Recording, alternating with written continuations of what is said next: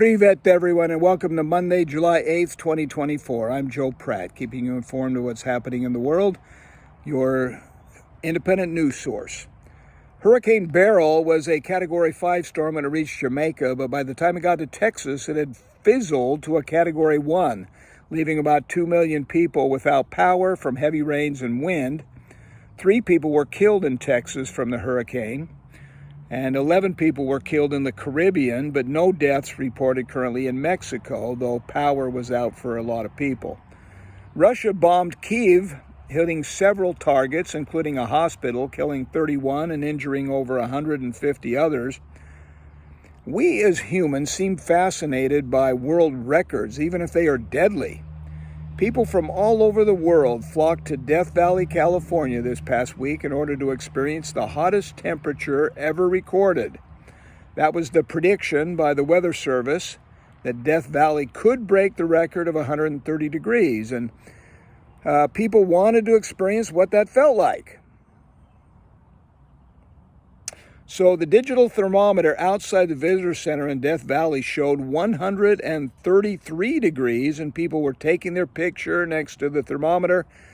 But as it turns out, one of the rangers pointed out that the actual temperature could be a few degrees off because the thermometer is placed close to the building and receives added heat from the ambient temperature of the building. The bottom line is the official temperature was listed as 129 degrees rather than 130, just 1 degree shy of the record. A motorcyclist died this last week in Death Valley from the heat. Also, rescue helicopters cannot fly in temperatures above 120 degrees. We mentioned a few days ago that more people were expected to travel for this 4th of July than ever in history. And in a similar story, the number of passengers traveling by air set an all-time record. More people passed through airport security than in any single day ever. Over 3 million people passed through airport security, the first time passing the 3 million mark. Cheap airfares, a stronger dollar, and more young people anxious to travel are given as the main reasons for the record. A report from the Wall Street Journal indicates that insurance companies pocketed $50 billion from Medicare for diseases that no doctor treated them for. There is both fraud and negligence in the healthcare industry, and Medicare is one of the prime targets. I suggest you exercise vigilance in the healthcare industry and suggest that you also exercise caution in that arena.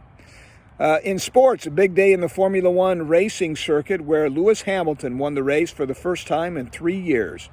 Hamilton beat Max Verstappen by 1.5 seconds. Lando Norris took third. With the win, Hamilton has won the British Grand Prix 9 times, more than any other driver ever. The top 5 movies at the box office this past week were number 5, Maxine. 4 was Bad Boys, Ride or Die. 3 was A Quiet Place, Day 1. 2 was Inside Out 2. And number 1 this week was Despicable Me 4.